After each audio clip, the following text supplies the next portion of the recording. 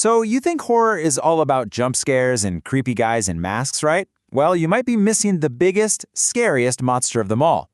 The whole genre has been changing, and today we're going to pull back the curtain and find out what's really lurking in the shadows. Let's get into it. You know, even the master of cosmic horror himself, H.P. Lovecraft, said it best almost 100 years ago. He knew that the kind of horror that really gets under your skin isn't about the same old cliches. It's about something deeper, right? A kind of dread you can't quite explain. He called it the something more. And that's the big question for us today.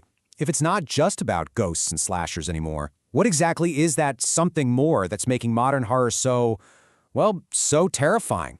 What are the new unknown forces that we're all so afraid of? Well, here it is. The new boogeyman isn't hiding under your bed. It's hiding out in the open. It's actually built into our social structures, our economy, our history. The scariest monsters we have now, they're societal. But let's be real, this isn't exactly new. Horror has pretty much always been political. It's always been a mirror showing us society's biggest anxieties. So to get where we are now, we've got to take a quick look back at where we've been. I mean, you can see this pattern for ages. Go way back to 1915, and The Birth of a Nation was using horror to stir up racial fear.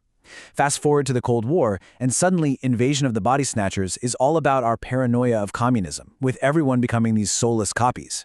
And then, of course, there's 1968's Night of the Living Dead, which hit right at the heart of the civil rights movement. That ending is still a brutal commentary on race in America. The point is, the monsters on the screen have always been a reflection of the monsters off-screen. Okay, so if horror always reflects the fears of the time, what is the great monster of our time?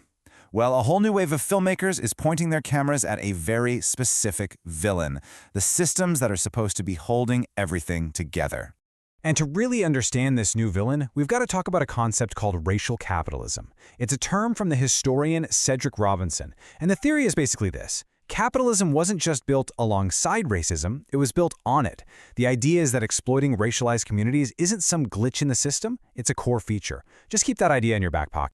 And that brings us to our first and maybe most famous example, Jordan Peele's absolute game changer, Get Out. Think about it. The horror in that movie isn't a haunted house, it's a nice, liberal, suburban home.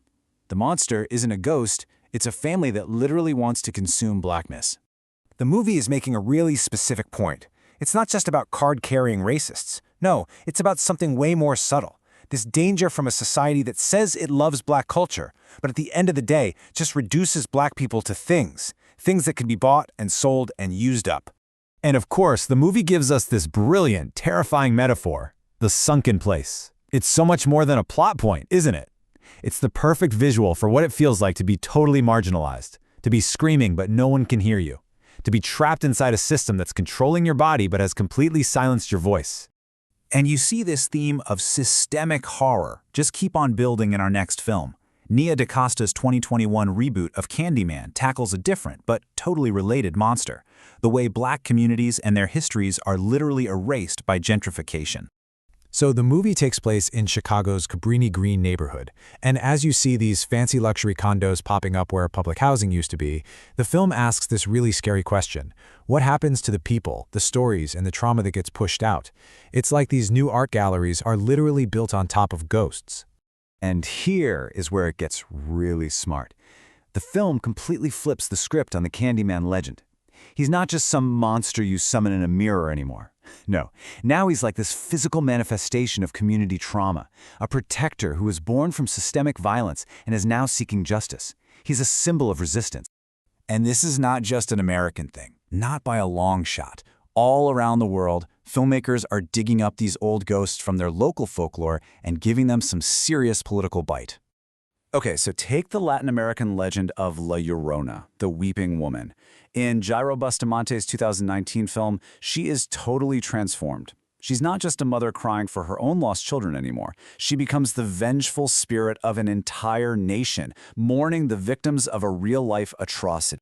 This movie is a direct confrontation with Guatemala's brutal civil war, and specifically the genocide against the indigenous Ixil Maya people. So the horror you're seeing on screen, it's not made up. It is pulled right out of history books, and it's aimed squarely at a dictator who got away with it all. So in the film, the ghost of La Llorona isn't just there to make you jump. She's there to force everyone to face the past. She basically becomes the voice for all those who were silenced, making sure that the crimes of the past can't just be swept under the rug. She is history and memory made real. Okay, so let's pull all this together. What does this shift mean for horror? And for us, the people watching it? Well, it means the entire landscape of fear has changed. So what's the big takeaway here? Horror isn't just about escaping reality anymore. It's actually become this place for serious social critique. It's forcing us to look at the real monsters, things like systemic inequality and historical injustice. It's giving a voice to communities that have been ignored. And maybe most importantly, it's challenging all of us to ask what part we play in these real-life horror stories. And when you look at it all that way, you can see something really powerful happening. By making us feel unsafe and forcing us to question the very systems we live inside, horror has become one of the most powerful tools we have for revolution. So I'll just leave you with this one last thought. If the horror movies we're all watching are just a mirror reflecting our deepest fears as a society, what does that reflection actually say about who we are right here, right now? And maybe the even bigger question is, are we brave enough to really look at it?